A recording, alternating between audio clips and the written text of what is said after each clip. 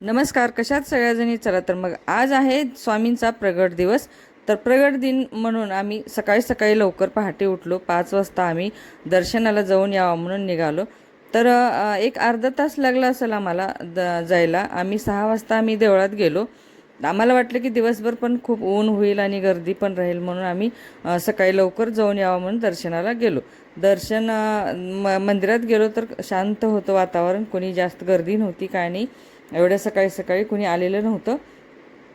तर मस्त मंदिर फुलांनी सजवलेलं होतं. सगळी साफसफाई, स्वच्छता, मस्त एकदम छान प्रसन्न वाटत होतं. गेलो आम्ही, दर्शन केलं.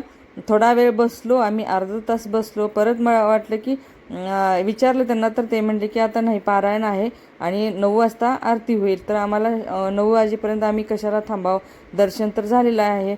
तर चला, तर मग म्हटलं थोडंसं आपण इथं जे करत होते ना सगळे जण मिळून, तर आम्ही पण ते आसन अंतरू लागलो.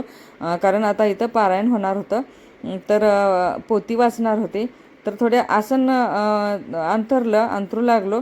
परत प्लेट्स ठेवल्या, त्यामध्ये अक्षदा, फुलं, हळदी, कुंकुम, हे सगळं आम्ही मदत केली, त्यांना ठेवलं. कारण आपणाला म्हणलं तेवढंच घडल. स्वामींच्या मंदिरात आल्यानंतर सकाळी सकाळी खूप छान प्रसन्न वाटलं. थोडा वेळ आम्ही बसलो पण ध्यान करत. तर चला म्हणलं आता एवढी मदत करूया. आणि सगळे ताट पण पूजेसाठी भरत होत्या ह्या काकू. तर त्यांना पण आपण मदत करू म्हणून माझ्या मैत्रिणी पण बसल्या मदत करायला. आणि तर मी थोडंसं शूट केलेलं आहे इथं.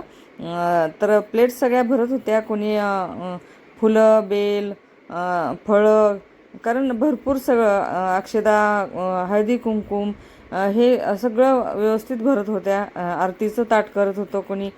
तर म्हणलं आपण तेवढीच स्वामींसाठी करूया.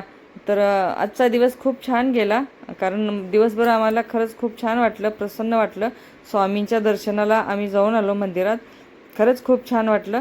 तर तुम्हाला कसा वाटला हा आजचा ब्लॉग, तर नक्की कमेंट करा. आवडला असेल तर शेअर करा, सबस्क्राईब करा. सबस्क्राईब करायला अजिबात विसरू नका.